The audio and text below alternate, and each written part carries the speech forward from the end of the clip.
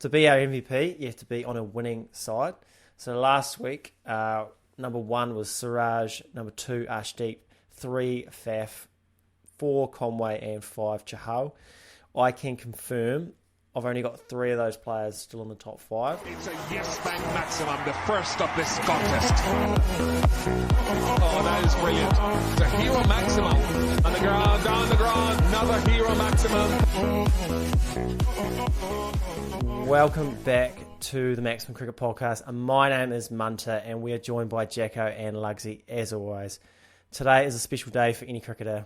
It's the Maximum Cricket's 50th episode. The boys raising the bat. It's a special occasion, and for us it's no different. To celebrate, we open the podcast up to the public. It's time for a special 50th episode mailbag. We still have Snack Draft, IPL MVP Watch, the PYRANHA Picks. But first of all, boys, how are we today on the special occasion? And secondly, what's the worst thing a teammate can yell when someone passes 50? Because for me, it's start again. Yeah. Yeah, has to be start again. My first 50 in cricket, so bit of a shame it came podcasting, but wouldn't have it any other way. Share it with you two boys. So, it has to be start again or double up. Yeah, Halfway, halfway. Yeah. Oh, great. Yeah, brilliant. I mean, at what point does 50 stop becoming the huge deal? Like, obviously for us, huge. I'd say for most club cricketers, huge. You know, your first probably 9 or 10 50s as an international player, still pretty huge. There's got to come a point like your Kohlis, Tendulkars that are barely raising the bat for 50 these days, surely. Well, apparently Kohli was slowing down for a 50, so yeah, well, he said like 1,000 50s, but he's slowing down for them. Mm. I mean, it is still nice. It's got to be to do with number of hundreds, doesn't it? Yeah. Like, once you've sort of got that 100 out of the way and you've got the big job done, it's like, okay, I'm just on my way to another one of those. Not like this is my greatest achievement. I'm just equaling it again. I mean, there's absolutely no chance. We got a bit nervous, haven't we? It's taken us a while to get here recording-wise this week. So, 10 days since the last recording. Some say we slowed down for our 50. Crom didn't have training. He was just real nervous for the 50th. That's right, eh? Dawley was bloody at us too. He's been in the papers. Get him back in the group chat. Yeah. That's definitely a yarn for another day. We'll have to get him on and rehash that yarn. That'd be fantastic. So, boys, to start with, like following on from the 50th episode chat, I started thinking about the best 50s in world cricket, or any cricket really. Because obviously when you think of like the best knocks of all time, it's generally 100 or 200 or whatever. However, there's been some special 50s also, and you could argue that some of them or a lot of them are more important than hundreds. And once I did a bit of digging, I thought, let's do a draft. That's kind of what we do at the minute. So, and it is a special episode. Lugsy, you wanted to change it up a little bit, make it a little bit rogue. Do explain. Well, I just think 50th episode, absolutely we're cricket based as a podcast here, but sometimes we go off the rails with our snacks and whatnot. So I just thought maybe just chuck any sort of 50 in life that you want to celebrate, chuck it in for a third pick. Easy. Any other questions, Jacko? You're all good? Should we do the lottery? No, that seems all good. Yep. So any can't just be 50 flat. Any score above 50 counts in cricket. Oh yeah, and in cricket, and between 50 and 100, obviously. Once it's 100, that's 100. Okay. So we'll just do a quick. Just 50 flat. How many of those have been remarkable as 50s? It's pretty hard to have a look. I'll give you the tip, but right. Let's get where are we? There we go. Let's get PYRANHA on board. Oh, it's PYRANHA on board, is it? PYRANHA this round. Bit of Microsoft in there. They had a real go at Tower Insurance about how much they're giving us, did they? Yeah. Oh, geez, bit of pressure on that first pick. Okay. Yeah, the pressure on that first pick. I think there's one clear favourite in the world of New Zealand anyway. Yeah, for sure. Yeah, no, I still think getting one further down would be better. Oh. Jacko.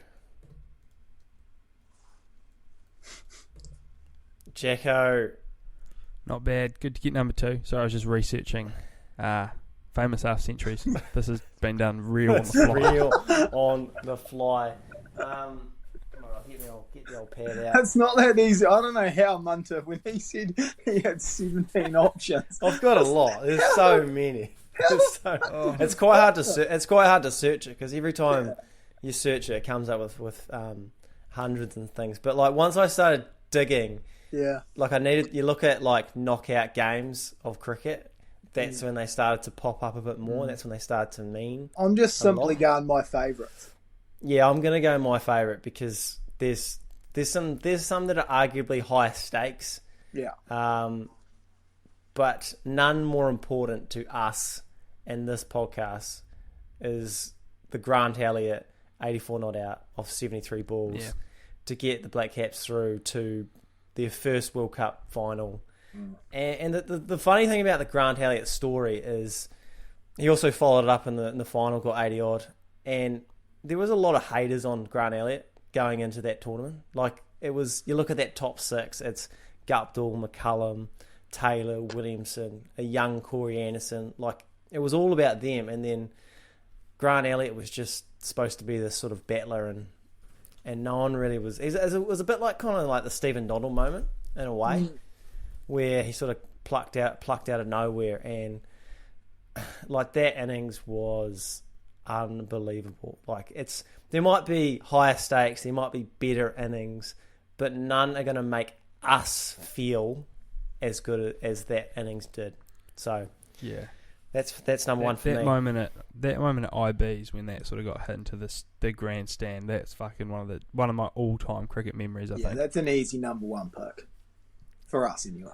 Yeah. I think number two on the board. Crom sort of alluded to this, but it's hard to look past it. I had the highlights of this series on DVD as a nipper, and this was just, accompanied one of the great hundreds, but got us out of a massive hole. Was BMAX 80 odd in the Chapel Hadley chase when we sort of chased 300 in that series, when that was sort of quite a tough ask in one day cricket. So. Yeah, BMAX triple 80 chasing 300 in the Chapel Hadley series. Bit of a team of believers thing, sir, for BMAX. They're a team of believers. He was like a serious finisher back in the day, like before he went to the top. Like he really when he was a keeper batter, he did that role very, very well. Yeah, because it was on the cusp of the IPL as well. Like it was just before the IPL where he really blew up. Yeah, no, don't hate that. Don't hate he that. That was a good innings though, because it was a bit more than he usually gave. Like he was a very good 30 off 15, 40 off 20 sort of guy. And that was actually more of a patient, he batted 90 balls or 80 balls or something to get that 80 odd. So where am I? Well, I'm sort of combining the two of yous. And I'd like to call this the greatest forgotten 50 of all time. And you're probably wondering why pick a lesser 50 when Munter's already got the number 1 pick. Well, I'll tell you why, because that Grant Elliott innings wouldn't have happened without the start to that innings we got. And that's a Brendan McCullum 50 up top. Absolutely set the scene. Striked it at about 226. I think 54 off about 20 odd balls.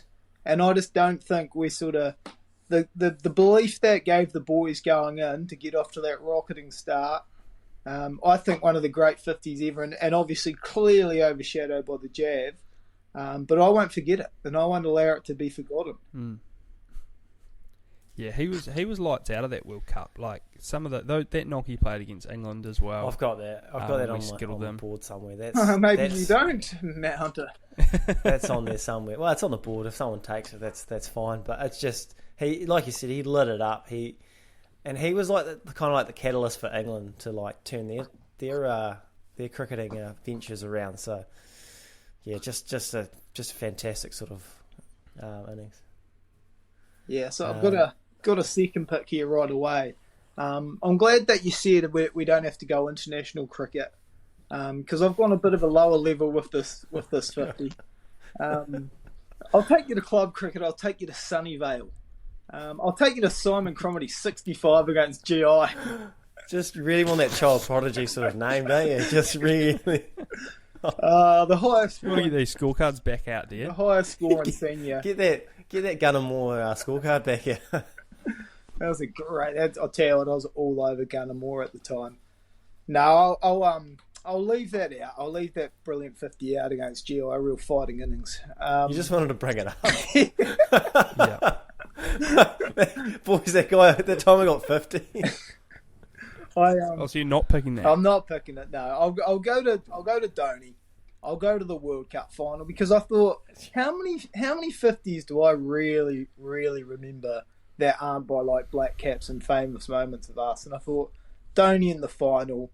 What do you get? 90 odd wins. Yeah, 91. 91. Winning runs with a big six gives them their first World Cup with Tendulkar leaving, and yeah, I think probably one of the only, well, not the only, but one of the ones I really remember at 50. So I'll take Dhoni in the World Cup final. Hopefully the Indians get behind us. It's quite iconic as well. The whole like he hits it into the crowd, then he sort of like spins the bat around, and he's got like good comms as well. Just a sensational sort of moment. Tendulkar on the shoulders.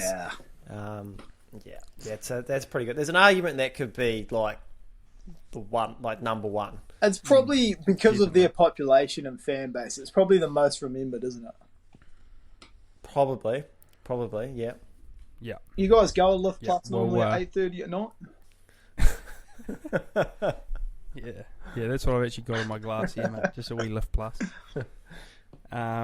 So yeah, unlike Munter, I don't have 17 options. I'll have to run you through some of them. Yeah, I'm going to have to hear some of these.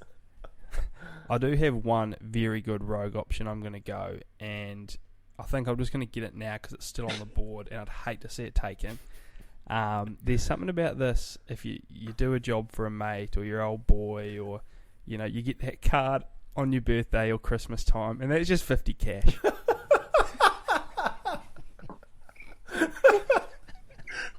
It's a good wedding present as well. Just a 50 cash. That wee purple banger, you just see that in there. that is so. Were you worried that was going to be taken? Holy. No, I just wanted to get it in the draft. Holy. That's a good one.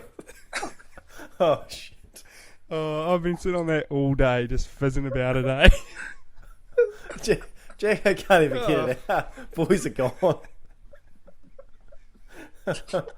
Oh shit. I don't even know what I'm laughing at. Just the excitement of the wee 50 banger. Yeah. Fuck, that's really taking the gloss off my pick. Cause, it's pretty good.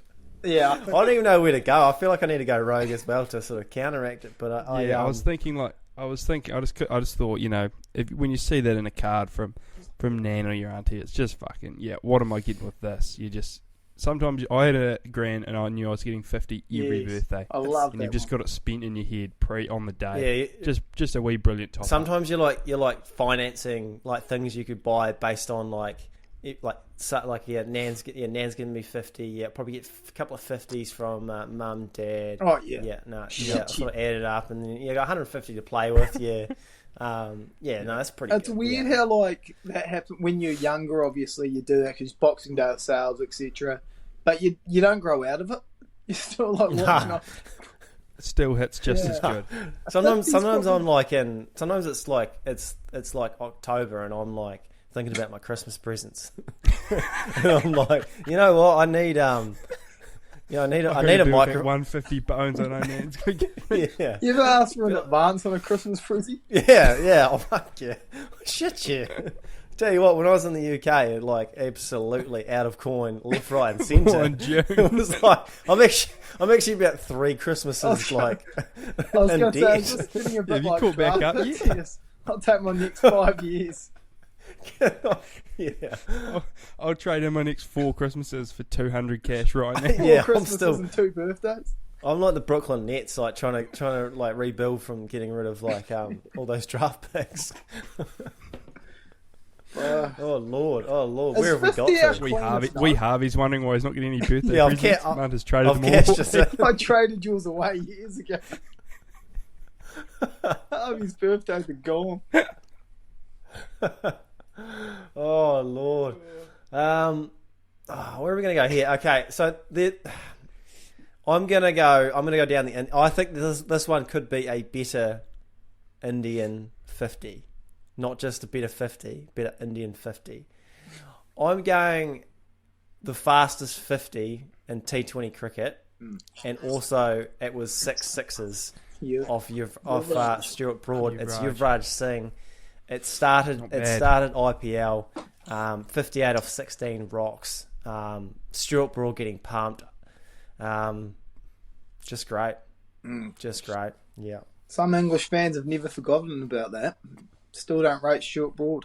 They're gonna be pretty livid, actually, to be fair. Where are we at? It's me as well, is it? You go again. Oh, it's me again. You've got to go. Okay, so let's go my rogue one. So Lugsy put the idea for basketball, and I went down that route a wee bit. I'm going Wilt Chamberlain averaging 50 in a season. Yeah, it's not bad. That is a ridiculous, averaging 50 points in a season. Like, that is insane. Like, I don't know what was going on back then, but holy. It's not quite getting a 50 on your birthday, though. Yeah, can't get anything on the Boxing Day sales with it, but it's a hell of a season. Man, he dusted like 10,000 birds, apparently, so yeah, I was going to say, I think he's fine. Birds yeah, that year we had 50 birds a night. What do we think?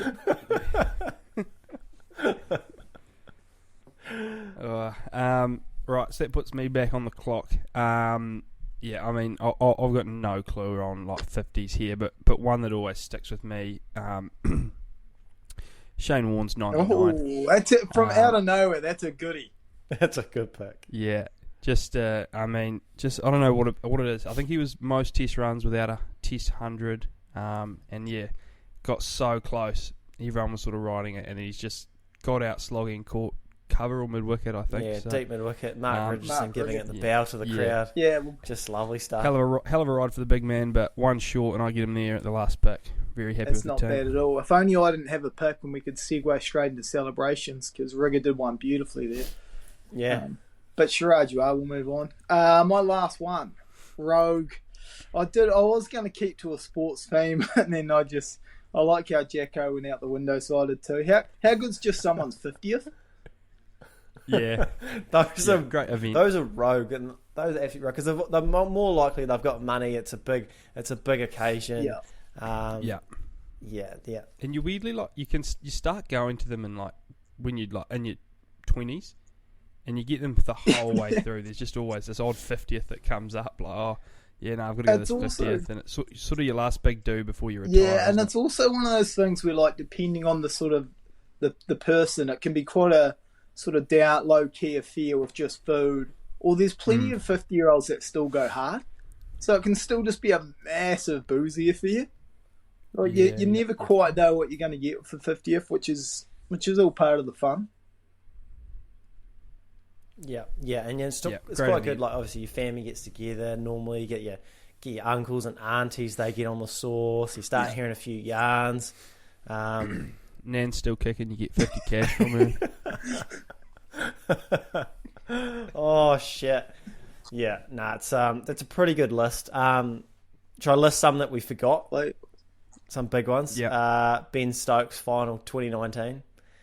84 red. Remember that. Didn't want to bring it up. Yeah, didn't want to bring it up. I was talking. Hurts. Rishad Pant 89 not out against Australia last day of the Border Gavaskar Trophy.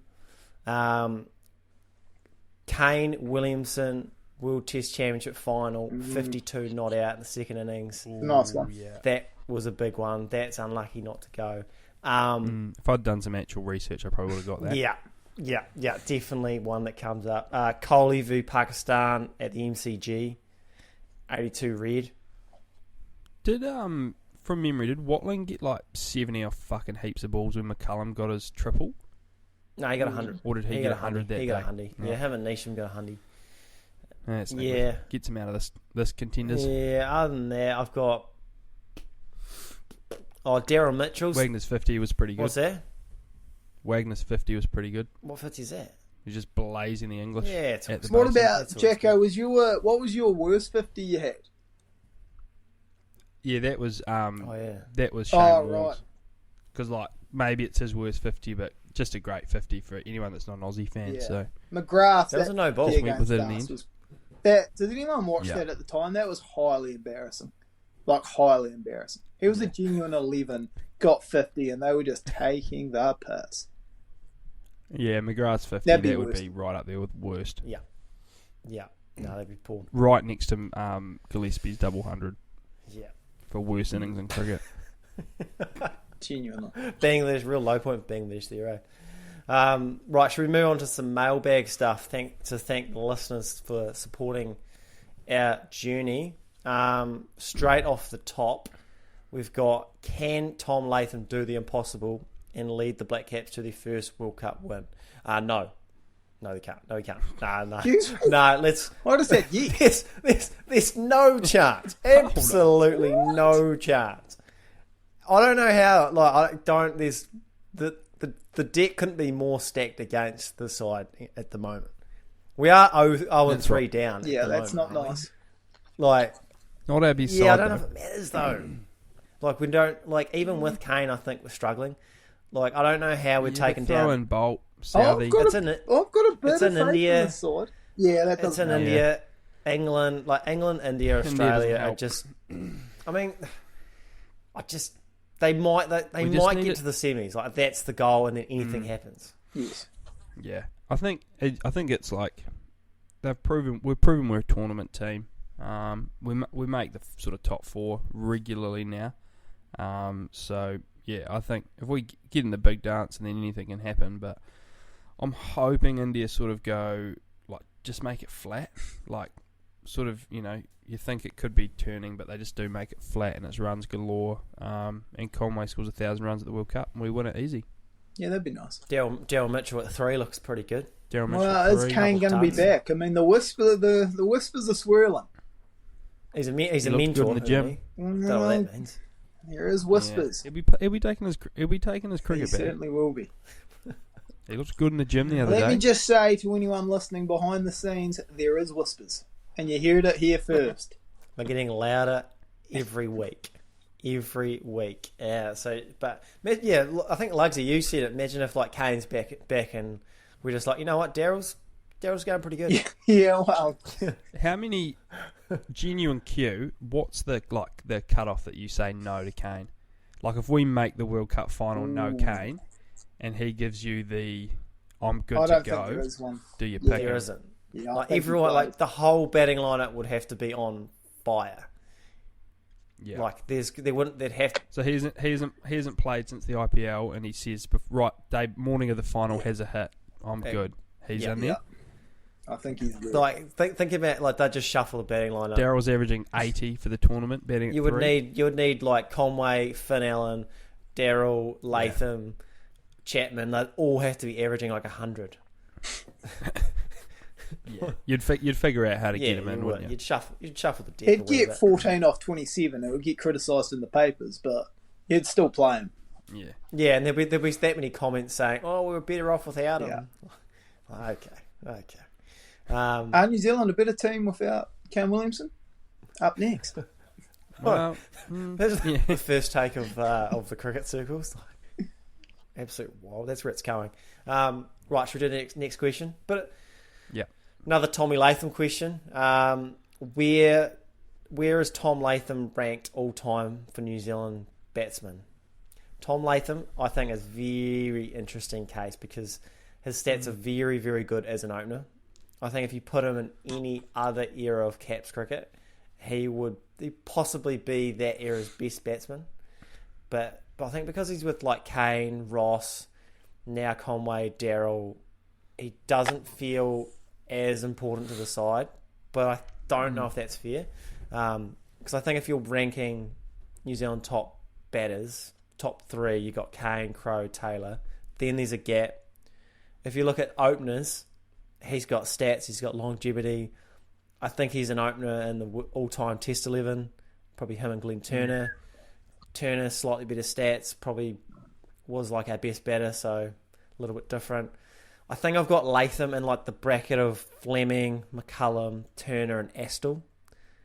And then when you start bringing in multiple formats, he's probably around that Fleming and McCullum sort of range, just above Astle. What do you boys think? Yeah, I reckon he's top 10 all time for us, sure. I think.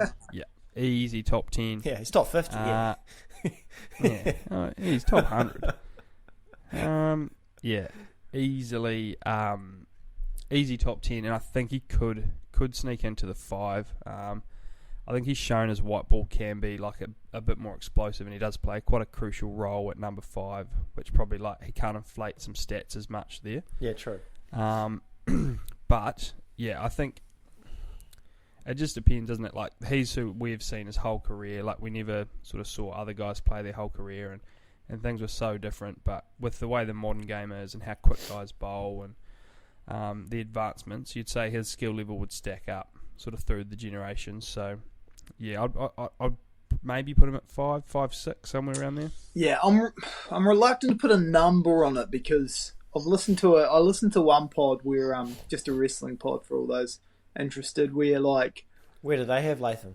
they were talking to Tom Latham. They were not, but they'd bring up a wrestler and this guy would sort of be like, oh yeah, he's probably top 5, and then someone like listed all the guys he had put top 5. There was like 23 of them. So like when you actually like really crunch numbers, it gets a lot more difficult than you realise. I think, as you said, he is a player though that feels like he could play sort of any sort of era of cricket, which not everyone could. Like you feel like you put him 30 years ago on a Test match and he'd be all right. And then obviously, he is a lot more explosive than people give him credit for, and we've seen that a bit actually recently. I don't know. I don't know what his stats look like. I'd like to do a bit of a deep dive, but him and Rigger seem pretty close together because Rigger was a very good opener as well, I thought. Rigger averages more. Like Rigger and Glenn Turner average more around 44, but like Rigger only played 38 tests, whereas Latham's like double that. And obviously, Tom could finish top 4 all time batting in Test cricket for us. Yeah, at the moment he's got about 1,000 to go to get ahead of McCullum. Yes, like he always feels like sort of underrated, almost like a good second or third man in how an NBA team would have. Like he's not our superstar, but he's always like a big role in the team. He's obviously very high. His career's, and it's him being a multi-format player is a real credit to him. So I don't know where to put him all time, but he's up there and he's climbing as well. There's starting to become an argument like him over Fleming, but I find it difficult to do that. Maybe it's nostalgia. Yeah, and you throw Fleming's captaincy in the kit, the purest, and there's a bit going on. Let me tell you, Fleming was not always a popular batter at the time. I know, like Fleming's got 900. Fleming's only got 900s and 87 50s. That's like, I don't know. When it's all said and done, Latham's probably going to be better than him in every single stat. I think 100%. But it's just weird to think that Tom Latham's better than Stephen Fleming. 2,000 runs off Fleming currently. Yeah, averages more. He's already got 4 more hundreds. Yeah. Doesn't fall over as much as Fleming did. Yeah. He can convert better. 46 50s for 900s. That's wild, eh? Yeah. That's fucking so many. Oh, sure. I was thinking the other thing that's interesting is like guys like Devon Conway and Daryl Mitchell, because it's like think like Conway, like he's New Zealand's best batter in every format, and I don't think it's, even with Kane's back, I don't think it's really too much of a discussion. No. However, like the career's short, so it'll be interesting to see how many runs those two make in the last part of their career. Like how many runs they need to get before you start putting them in that bracket. You know what I mean? Yeah. Like looking at it, Conway's only got 1,400 runs, but he averages 50 Daryl's 1,300, but he averages nearly 60. So it's like, what's the threshold of like average and runs? Like, is it 4,000 runs at 50? And you go, yeah, shit. Shame he didn't play 15 years, but his 7 make him one of the better players. Yeah, it's a bit like Bondi with bowling, like an unbelievable burst on the scene, but it just wasn't a long career, but it was fucking incredible when it was happening. Definitely. Yeah. Right, boys, let's do out or not out, special mailbag edition. So this is just a straight question. I'm going to read it out, and then we're going to go into it. Hey, Matt, wondering what your guys' thoughts on unique player celebrations, i.e. Shaheen, Jesus Christ pose, Hasaranga's dual phone call, Tikashana's arrow, Tahir's aeroplane, Tickner's shaka, Cottrell's salute, Warner's high jump. Just get producer Gav to clip that Munter shaka for the socials. That could be the next personally, that'll be straight on Pucky Black Boys jobs. Personally, they wind me up something chronic. Could be worth a discussion. No worries if not. Cheers, mate. Loving the pod too, by the way. Congrats on the 50. Keep it up. He also thought of Jadeja's sword.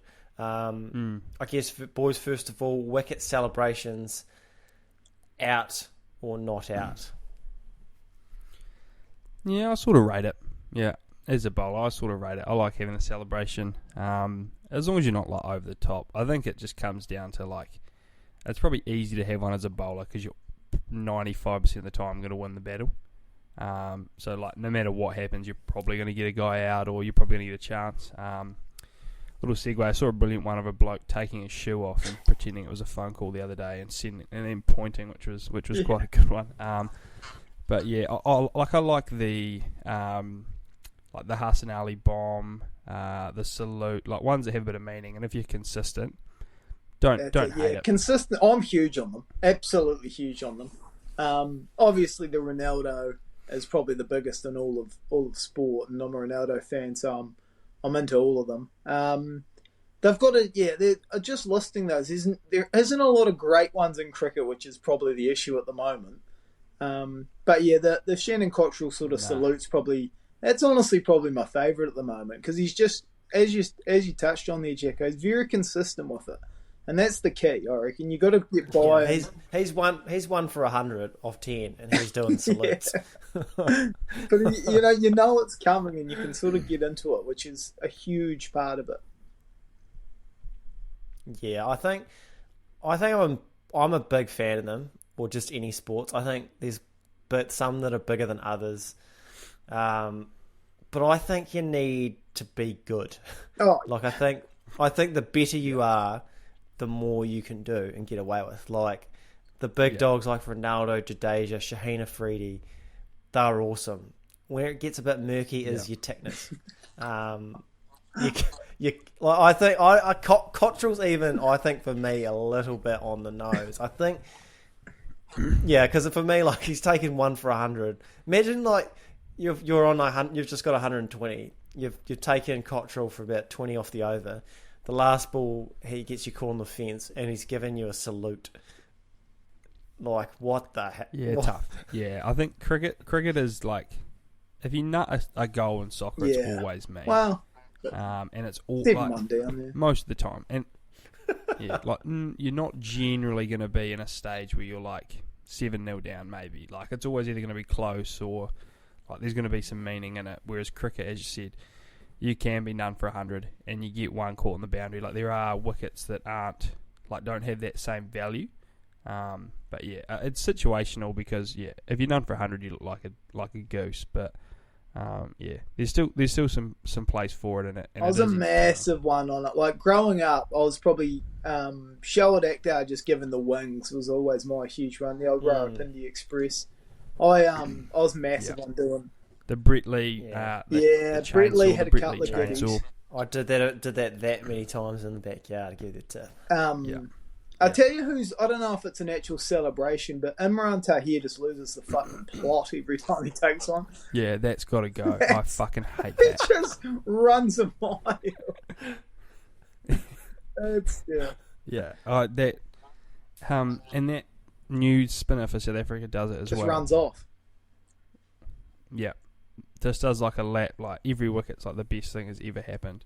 I think the signature celebration's all right. Yeah, signature. Like the Brett Lee chainsaw, like the big lawnmower starter, like because you can do that even if you're down. You can do a little subtle one, but yeah, when you're like doing a lap around the 30-metre circle with your shirt off, and you're 1 for 40 off your 3 overs. In terms of and at 40 years old. In terms of one that I remember just being a bit out the gate, not like a signature one, but. Can anyone remember when like Sri Srinath, that like number 11 from India, hit a 6 and just waved the bat around his head? That's you don't often see it from a batsman, and he just gave it the full like helicopter. Yeah, there's plenty in it. I quite enjoyed the Mitchell Johnson mean mug in the Mitchell Johnson Ashes.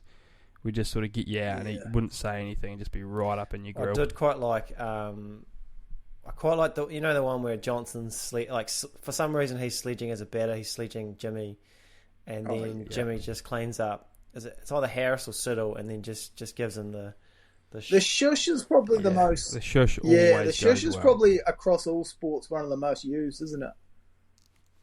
I tell you what was a it's champ. It always comes out. What was a really all-time one is obviously not a signature, but Warney just post Ashes win, early days Warney, just on the balcony. The old stump on the balcony. Yeah. That could be number one, like in terms of just a fun celebration. Or Warney just going for a big run after he took his 700th. The fingers are good actually. Just that wee. I know I've got sort of thing. That's a good one. Righto, boys. Should we do MVP watch for the IPL? Give us a wee rundown. Things are getting very interesting as we have 7 teams separated at the top, with the Gujarat Titans in first with 12 points, even though they lost to last place Delhi. Chennai and Lucknow are tied at 11 after their game got rained out. And thanks to Mumbai beating Punjab last night, we have another 4 teams on 10 points. So what that means for the MVP race is we have 7 sides to pick from. As to be our MVP, you have to be on a winning side. So last week, number 1 was Siraj, number 2 Ashdeep, 3 Faf, 4 Conway, and 5 Chahal. I can confirm I've only got 3 of those players still in the top 5, and one of them is not Ashdeep, as his form has fallen off a cliff. The last game he's gone at 16, so can happen. Cheers. So starting at number 5, another name. Oh, no, it's that young 21-year-old from Rajasthan Royals, Jay Sawal. Apologies for the mispronunciation. Second top run scorer. Got 100. Yeah, he got that massive 120 odd off 60 odd rocks. 428 runs at 48. Strike rate of 160. 3 other 50s to boot. Teams 5 and 4. He's sitting in 4th. Like, when he's outperforming Joss Buttler, you know he's a pretty special cat. I mean, you get 124 or 62. That's, I mean, I don't care what something. Whatever your form's been like, you're going in the week's MVP, I reckon. Yeah, 100%. Number 4, Devon Conway sticks around from CSK. Third top run scorer, 414 runs at 59, striking at 144, 5 50s in 9 games. 5 wins, 4 losses, and a draw. Oh, so rained out game. So he's at 3rd. There's just Conway's just such a nice watch, eh? Yeah. Like everything he does is just beautiful, particularly those socks he's wearing. Would it be fair to say, who's your favourite? Oh, this is completely off topic at the moment. Who's just your favourite player, like right now in the world? Like Conway's got to be up there. He's probably up there to watch. Probably Sky. I was watching Sky this morning, and it's just just the way he can 50s for him, just quietly, is it? Just the way he contorts his body and hits it into random areas. It's quite something. Something about left-handers scoring runs too that just looks better. Does. I wish I did it. Someone else that's looking very good is Big Faf Duplessis, RCB. Yeah, and batting well. He's 38 years old, which is quite something, and probably should be playing for South Africa. 466 runs at 58, striking at 160. Most runs in the comp, dominant against spin and pace. So apparently he's striking at like 140 against spin, which is like Coley's down at 100. 550s in 9 games. He's 5-4 at fifth. Another member of RCB, I've got Siraj at the 2 with 15 wickets at 15 with the economy rate of 7. I think RCB's attack has struggled a lot. They've relied on their batting. So for him to have those stats suggests that his value is quite good. Hazelwood coming back for RCB I think will be big for them. Number 1. Some punters not happy with that. What's that? Hazelwood coming back. Oh, was that? Well, you Just saw some keyboard warriors being like, why isn't he in Australia getting ready for the Ashes? What do they want him to do? Yeah, I mean, he's bowling. It's funny, all these people were like, they'll complain about why isn't he preparing for such and such, but they don't actually know how to prepare for such and such. Yeah. Like, And Hazelwood's probably thinking, I'll sort of take my $100,000 here, boys, if that's all right with you guys. Yeah, it's like, well, how do you prepare for Ashes? Because you've never done it, so yeah. Thanks. Bizarre. And I've got number 1 here, a new addition, Mohammad Shami from the Gujarat Titans. Got to have a player from the best team in the comp so far. 17 wickets at 14, economy rate of 7. He's been the best bowler on the best attack in the IPL, 6-3. He's actually outperformed Rashid Khan by quite some distance, which is quite something. Took 4 for 11 off 4 the other night, which is like ridiculous. Quite a bit. I don't know. Have we touched on him on the? I'm sure we have on the pod, or has it always just been chatter we've had like in the group about sort of how he's always been an underrated part of that Indian side? Like, just does his job up top all the time for India. Yeah, I think we've touched on it when we sort of addressed their test side and how they are underrated. But yeah, he's got a hell of a record, and he is a very good proponent of swing bowling and reverse bowling and test cricket when he needs to. So he's just been around a long time now, eh? Like, very consistent, slightly quicker than you probably think. Just does a job for sharp them. enough. Yeah, because I think his we kind of pigeonhole him a bit as a test player, and I think we talked about him in the India-Australian series because his record in India is quite he averages low 20s, which is ridiculous. Yeah. But yeah, to do this in T20s as well, I think is pretty special stuff. Absolutely. Yeah. No, it's definitely a good list. Righto. Piranha Picks, boys, you ready to go? Non-slip grip technology designed to minimise slipping in your shoe and maximise output. Designed and tested right here in New Zealand by professional athletes. The choice of sock for several Blackcaps and White Ferns, as well as the number 1 women's bowler in the world, Sophie Eccleston. Performance, quality and style. Grab yourself a pair of Piranha's latest range by using the code TMC20 to get 20% off today. Boys, Piranha Picks.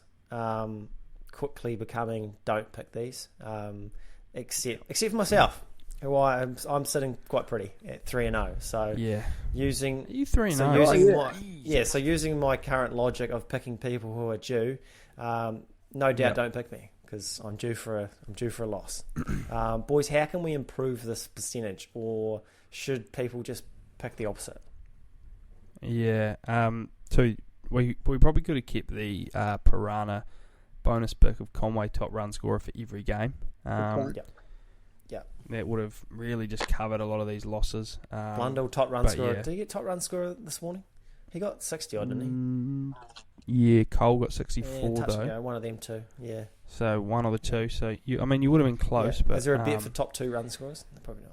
Yeah. Oh, there'll be somewhere. Yeah, good thing your losses don't count when they don't get put on the pod. Yeah, and we don't put actual money on them, so yeah. Yeah, no, I mean, a broken clock is right twice a day, so we'll eventually come good. But yeah, I mean, I was going to tip the Royals, and you've just called the Titans the best team in the comp, so I'll stay with the Royals to come right. Was going to have a look at the Matt Hunter Bowl, Chennai versus Mumbai, but too close to call. That's it. Well, I mean, I don't know if we should go because one of us will get this right because I was going to tip the Titans to beat the Royals. I was actually going to do a wee Saturday the 6 multi. I was going to put Mumbai to beat CSK into the Titans to beat the Royals. So I haven't got one right, so I thought, fuck it, I'll give you 2 and a multi. Yeah. Double down. Only one way out of the hole, boys. So 10 on a wee mult there if anyone's interested. And then just for a wee fun one, I was going to go Tim David to top scorer. Got a quick fire 40, I think. He should be paying a wee bit because obviously bats down the order. So I'm sensing a wee Tim David top scorer in that game as well. So is that 0-3 in one whole week, is it? Quite possibly. Trying to catch up to Munter. Tim David top run scorers. Yeah, should be quite juicy. Something. Like pretty tough when you're betting at like 7. Top gets knocked off. He's seeing them well. He gets a wee 50 odd. Yeah. Okay. Right, I'm going. Speaking of like due, the Caps just have to win a game at some point. Like they can't just keep. They can't keep losing. Like they've lost 3. Yeah. At some point, Pakistan are just going to be like they're going to arrest Barber. They're going to arrest someone. They're just not going to have the same edge about them. They're going to be. They've got to mentally. That's it. So I'm going the Caps at 290, which is pretty heavy odds. So this is a real heat check. You know, I'm really feeling it. I'm a bit like Jordan Poole. You know, like the other night. Yeah, I was just from distance. The 10 seconds left. I've actually got my fun one. I've actually got one from the NBA. I'm just going to throw that out there because I'm feeling really heat checky. I'm going KD to score more than 28.5 points against the Nuggets, paying $1.78. I think Chris Paul's out. Oh, he's got it cooked. Kevin Durant just hasn't got it cooked. He hasn't quite exploded yet. It's been Devin Booker. Yeah. You know it's coming. They obviously they're down 2-0. They have to win. When is that? Is that Saturday? Back at home? It's not tomorrow. It's the next day. So that's Saturday. Yeah. So Saturday. Yeah. I'll tell you what, Munter. I'm in for that. It's Super Saturday. There's another game I think on that day. I can't remember what. I think it might be the Sixers Celtics. No, I think that's Sunday. Is it? Okay. Oh well, there you go. Hey, what? That's Saturday. That's good. Making money this weekend, it feels like. We've just locked down about 7 wrong bets for you. Well, I just don't see how. Yeah. I mean, we'll get off basketball. How can KD not get 29? Like he's going to have to. Yeah, unless Jokic guards him and just buries him. Yeah, I'm getting into this, Munter. Just smothers him. I'm getting 50 off Nan, and I'm taking it straight to the tab. Should we move on to the snack draft, fellas? Right, yep. We recap last week or 10 days ago. Feels like a while, actually. Last week we tried to make a 3-course snack meal for Air New Zealand as they are changing their snack meal for 2024. Lugsy appeared to be heavily punished by the punters for not picking a lolly, and rightly so, to be fair. Do you want to, before we discuss the rest of the results, did you want to defend yourself at all, Lugsy? No, not really. All right, moving on. No, I mean, as I say, if I got given my options, I'd be happy. It'd be catered towards me. But yeah, I think on balance, as I said, if I asked you if I could put a lolly in, you politely declined, and I got what I did. You know, I got the punishment. Certainly. Okay, well, moving on. They say winning and losing is a habit, and I think I'm proof of that. I won't lie, I didn't feel very confident with my selection. Not getting Fruit Burst hurt, and I thought I was done. And I guess potentially my first couple of international. Yeah, I thought the first couple of picks were enough to carry the load.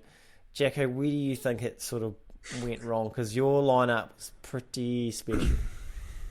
Yeah, I'm thinking Bernagate again. I was going to say probably somewhere around. Can we have a count back? I went to bed with the biggest lead. I couldn't believe it. I started getting these messages around like the biggest heist in history, and I was like, "Oh, what the fuck's going on here?" Just the it was like an all-time Photoshop for some reason in a Team Australia vest, which is obviously just the perfect bank robbing kit. But yeah, anyway. Shout out Paki. Yeah, thought Shout I had Paki, Black Boy for some of the some of that stuff. I think it might be his burners. How many does he run? He's turned his back on me pretty quick. The old child prodigy. He just got no love for me. So tough. I thought Fruit Burst sealed it. Thought I had a good chip. Good. The Whittaker's just an absolute staple. Obviously, the international crowd haven't been treated to how good a Whittaker's is. So that's probably where I've been let down because everyone knows how good a Fruit Burst is, and so yeah. Okay. Whittaker's get more international, thanks. Okay, righto. Let's moving on to this week. We're doing one of my personal favourite snack selections of all time. You go to a local cafe or you go to one in town. You grab yourself a coffee, hot chocolate, whatever floats your boat. You're a little bit peckish, but you're not quite ready for a full meal. It's about smoko time. You don't want to get a big brekkie or eggs benny. You look at the cabinet. You don't feel like a bagel. You need something a little smaller than that just to tie you over lunch. What do you get? That's what we're about to find out today. Brilliant. So with the lottery, similar to last week, Lugsy is going to get 50%, Jacko at 33%, and I will be sticking with the 17%. Bear with me. Let me go to our cafe snack draft. Where are we? See that all right, boys? I'm seeing nothing. Oh, yeah, it's coming. Seeing nothing. Yeah, here we go. Set. Perfect. Yeah. Righto. Shall we give it a spin? Those look like some beautiful flat whites to quality. Wow, Lugsy. Get over to me. Oh. Okay. This will be interesting because Crom has noted that he doesn't go on dates or drink coffee. This could be such a row. Doesn't really know what you can get at a cafe. He wanted to get a coffee. Keep coming. Come on, stay there. Coming. Oh, that's tight, Nat. That's Oh, yes, that's tight. That's good. That's good drafting. Okay. Let's go back to our screen. Right, we're back, boys. All right, Lugsy, this could be anything with your first pick. It could be because I don't even really know what's in the cafes. As Jacko rightly pointed out, I'm not a Coke drinker. I don't have a girlfriend. These are two of the absolute staples of cafe life. Yeah. But I do love. I tell you who frequents a cafe on the rig, and that's my the old lady Jen. She'll just go. She'll do a cafe for lunch, just a wee slice and a coffee. Yeah. I'll have to stick with what I love, and the odd time when I go in, I'm going brownie number one. I think brownie's just superb. Just a chalky one. Yeah, just brilliant. A chalky. Well, hopefully double chalky if possible. Yeah. And I like when they give you the odd one. Will give you that option, like scoop of cream with it. Absolutely, yes, please. Yeah, every time. Double if you like. Scoop of cream and keep it coming if possible. So brownie with a wee bit of cream on the side, number one. Yeah, beautiful. I was hoping you'd go a sweet slice, and I will gobble up the cheese scone here at number 2. Absolute staple for the New Zealand cafe. Stuff released an article a couple of weeks ago about how they were charging up to $10 for cheese scone in parts of the city, which is quite something. But that's my man at Lux, sort of from work, does a chili and herb cheese scone, which I have to take. Probably I'm 3 to 4 a week. They are sensational. So, the cheese scone, the perfect mid-morning cafe option. You just can't be charging tens though. That's ridiculous. How big are these scones? They're $5.50 here at ours, and it just hits so good. So, Son, if you're listening, flick a couple free my way. That should be around between your 4 and 6 for a scone. Like you a bit of butter with that, Jacko, or you just like the raw dog? Yeah, toasted butter. It doesn't matter what you get in this cafe. If you are offered butter, you slap that on. Yeah, absolutely. Yeah. And heated. Toasted heated. Speaking of that, I'm going with my personal number one. And since I've become a father, this has been an absolute godsend to keep the wee nipper happy. A cheese roll. Cheese roll. Just an absolute staple of New Zealand culture. Some cafes are better than others. Some cafes are pretty poor. Like they But when it's a good cheese roll, sushi. when it's a good cheese roll, it's perfect. You can give one to the nipper. I always grab one just for the ride home. So perfect. Number 2. Another sort of staple for me is a cinnamon scroll. It's on the board. Yeah, it's on the board. That's a huge pick. It's a real good. There's been times I've had a cheese roll and a cinnamon scroll, so that's. Oh yeah. It's really stretching the limits. I feel like there'd be less times you've had one or the other. I like how Munter goes to a cafe. I'm not quite ready for lunch, but I am ready for 3 to 5 snacks if possible. I'll have a 3-course snacking meal, but won't order the eggs Benny. That is now. I'll jump on the sweet, Please. The bandwagon, and I'll just get a caramel slice here. It's on the board. Just hits good. Hits good every time. I mean, a good caramel slice, good bit of caramel, big chocolate on the top. Just can't miss with it. Yeah, I'm gonna go sweet again for my second pick. This is probably my mum's favourite. It's probably my second favourite, and that's just Jen's draft, is it? Well, just she's the only person I go to cafes with. Got her in for it. It's not easy out here for a single bloke.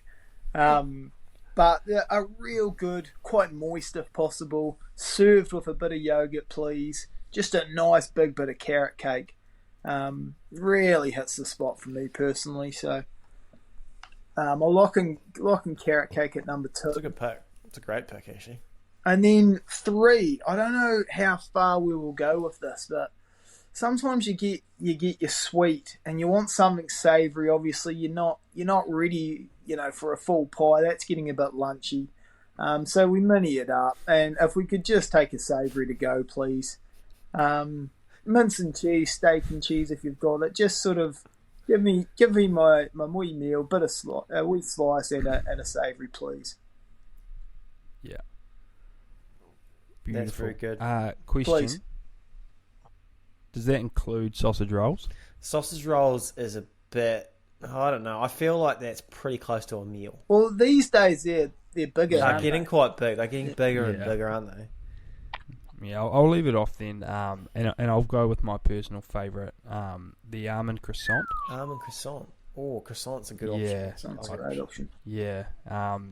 So not like quite as hefty as like a filled sort of savoury one, but yeah, if anyone's an almond croissant fan, they'll know where I'm coming from. Where it's tough to go past on paired with your coffee. Yeah, it's it feels very. I'm a hot girl. I'm in France, sort of a vibe. Yeah, very, very much that. Such Sort of my demographic I'm looking for with this pick. If we've only got any hot girls in France I'll be 1% listening, of the votes. Yeah, that's it's plenty of them, I believe. It's good stuff. It's hard to do a bad pick at a cafe. There's so many good options. I'm gonna have to get a slice because I love a slice. Holy. And caramel's been taken. That's a good one. Other slices on my board. Your lolly cakes. Oh yeah. Ginger slice is quite underrated. There's a good one just around the local cafe. But I'm going to go, and it's a particular one that you can get in the middle of town at Marbeck's because they do a sensational job. It's a cookie caramel slice. Yeah, I love it. It is unbelievable. Like, I swear to God, it is the best slice I have ever tasted in my life. Sort of like a caramel slice with the sort of cookie top to it. That's perfect explanation. Yeah, that's me. Seems very close to a caramel slice that's already been taken, but I mean.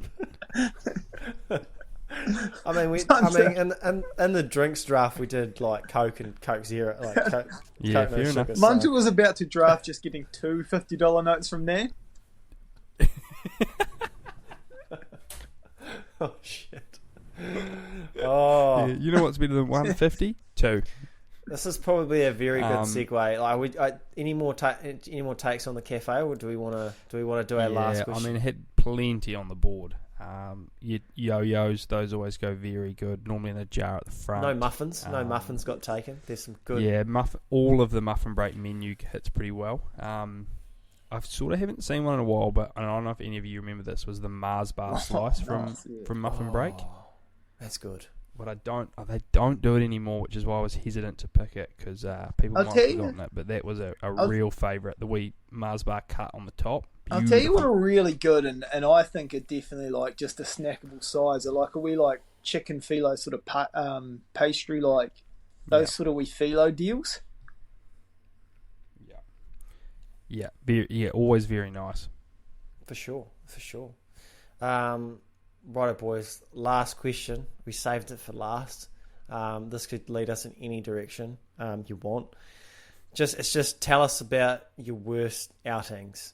So last question. Last week. I have no idea what we're doing here. Last week, we talked about guys having a day out, and we discussed in length the child prodigy Simon Cromarty being the best 13-year-old of all time, apparently. But this question is asking us to discuss our worst outing. For me, I've got a couple. I think we discussed one of mine last week where we conceded 400. I dropped 3 catches. Yep. I threw up in the warm-up, and then I got a golden duck second innings. It's tough. I think my other one, I was also hungover, extremely. Now, I'll preface that I'm not a big hungover player. I can remember 4 times I was heavily hungover. I mean, we've all played Dusty. That's sort of a little different. But I'm talking like you can't see sort of thing. I'm really rocks and diamonds. Like, I've got 100 off 80. Pre-hungover? 70 off 20. A golden duck. 70 of 20. Yeah, I couldn't run. Jesus. It was the last game of Kyra season, and we did the Cordy the night before. It's a great idea. Yeah. This is feeling. Was I playing? Was I there for that? It was the last game Grange had before they were away. I think Geordie opened me because he thought it'd be funny, because he thought I couldn't move. This is feeling a bit like me bringing up my 65 against GI. Like, we're talking worst outings, and your name. Yeah, these are supposed to be worst. Well, I was just breezing. We'll get to it. So this one here. So setting it up. So I was either 17 or 18. I can't remember. It was last year of school. Playing my first year of senior cricket in Dunedin against the big fellas. I've had my year 13 formal the night before the game, and when you're young, you just can't handle it. Like, too few, I couldn't handle it anyway, but even worse when I was young. We're playing Green Island. I got stuck at Blair Soper's in, who he did play a few games for Otago. Quick. Pretty rapid. He wasn't peak pace because he was about the same age as me, but he was still quick. And too quick for me sober, so definitely too quick for me hungover. I missed the first 11 balls, so still on 0. The worst part is there were 2 free hits in there, and I still missed them. And then I managed to hit the 12th ball, clip my glove onto the helmet. I'm on the deck. I look up, balls in the keeper's gloves, a duck off 12 rocks. Long walk to the sheds. It's bad, Adam. It's tough. Yeah. So, what else we got, boys? Make me feel better. Yeah. I mean, the only thing that springs to mind, I obviously had days of bowled shit, and I mean that just comes sort of part and parcel. You always feel pretty bad coming off the park. I've night watchman twice. Once I got COVID midweek, so did the perfect job, and then the next time I got skittled within 3 balls. That was pretty demoralising. Spent the whole week dreaming of 50s and raising the bat and whatnot. But yeah, 3-ball duck after facing 18 the night before was pretty rough. And then just any time you drop a catch and you get injured doing it, like you rip open your finger or your break. Everyone thinks you're faking it. You sort of fall over. Yeah, you fall over and you get a stinger. Like I've had a couple of those, and in terms of like feelings in cricket, like dropping a catch is right up there, but getting hurt doing it, because generally if you caught it, you probably would have been all good. So a few of those days probably that. Actually, no, I do have one bad one. this is just sprung to mind.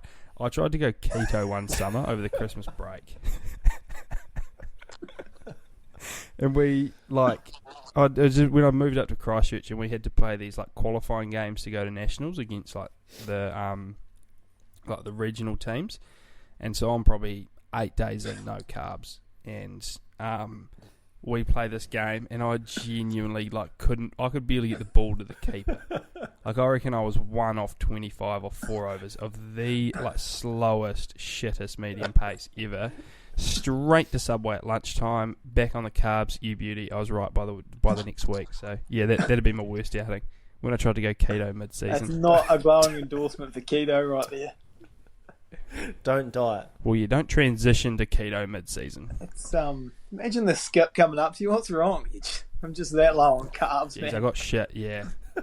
Yeah, it's... luckily we won and they were dog shit and we pumped them, so... Because if that was a game that mattered and I did that, yeah, things wouldn't be. Yeah, pretty. I mean, I've got nothing that springs to mind. Probably because I've just had so many horrendous outings. I took cricket obviously very seriously for a while, and then I'd never drink before games, and then once it crept in, then it sort of became a bit too normal. You know, I've walked into games and 10 minutes late, still in my town clothes from the night before, Clint Hayward giving me absolute dirty looks. I've talked about the time we rolled GI, but I couldn't see, fell over a few times, these sorts of numbers. Being a part of the team that got rolled for 17, which was highly embarrassing. Probably, I mean, I've played a pretty poor innings against Kite, and I think Munter, you took me to the game, highly hungover. I think I got one off about 17. Just, I've played a few poor innings in my time. The highlight of that was probably like when you're at the non-strikers end, and then you're like to me at mid-on. Oh yeah, Clint Hayward. He's out for a golden. he nicks out next ball. Yeah, I've heard a few. I'd love to really, really dive in. I've been a part of a couple. I think Cody Kate probably played he was bowling. He had probably one of my favourite sort of terrible outings. He because it was Ducky Weir's wedding. So like most of the boys were at that wedding. So there was like the guys that didn't know him as well, sort of us younger guys, sort of the only ones playing and a few ring-ins. And Cody sort of just decided like he'll take this chance to bowl himself, and he was our keeper. And he's bowled his like first 9 balls and like 7 of them are wides. He's bowled like 4 or 2 or 3 more, been hit for a couple of massive sixes. Tried to get to his last ball. He's bowled a wide and then just clean cut himself 5 balls in. He's literally threw the ball away, just gone to his leg, said, "I'm no good," and just walked off. And then, like literally an over later, he's gone, "Yeah, I'm fine. I just simply couldn't complete that over." Like, it's probably the worst display of the yips and probably one of the worst outings all time. Yeah. So, yeah, I'm sure I could think of a couple more shockers for myself. Plenty of terrible. Cotsy showing up in a taxi is an What's all-time favourite for me.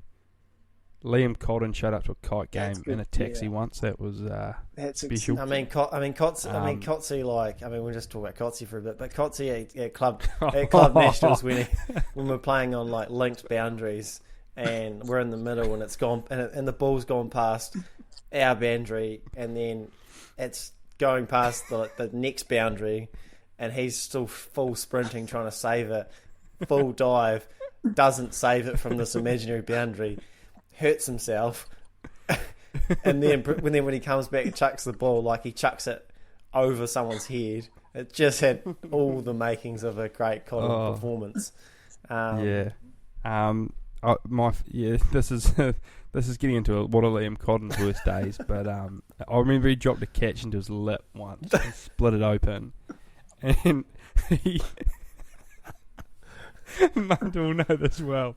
To try and stop the bleeding, he has picked up a wad of grass out of the outfield and like shoved it like up into his mouth. Like he's got like this big wad of the outfield, like trying to act as a fucking, I don't know, a tissue, like as you would put a tissue in there. And it was just outstanding. Might have to get Do you remember when he did to talk us through some of these we can moments. get him to like show us a shotgun. Oh, That was on your debut, wasn't it? When he couldn't do a shotgun. Yeah. and Alexandra. That's a good one. That's a good one. Yeah, I've got just one more shocking outing from a. He has played for New Zealand, so I won't name him. But on his potential debut for Burnside, woke up on a random porch at 10 in the morning for a 10:30 start. Showed up to the ground, and the coach at the time said, "Fuck off to the twos, mate. We've already called someone up." So, wow. Yeah, And he's bounced back. long way from there to So I mean, you can make it from anywhere. Beautiful. And Matt Henry did, so that's exciting. Matt Henry does not play for Burnside. Okay. Tom Latham, I think. Right. Okay. Let's sign off. I just want to say thanks to everyone who's been along for the ride. It's pretty cool to make 50 podcasts with two mates that people listen to. We have some pretty awesome fans who engage with our content the way they do. Thanks to Piranha for powering the podcast. Thanks to patrons for funding us. Hoping to make some investments to improve the podcast in the near future. That stuff just does not happen without your support. And of course, thank you to Lugsy and Jacko for making the show what it is. It just wouldn't be the same without you. So with that all being said, lads, start again. Double up. Double up.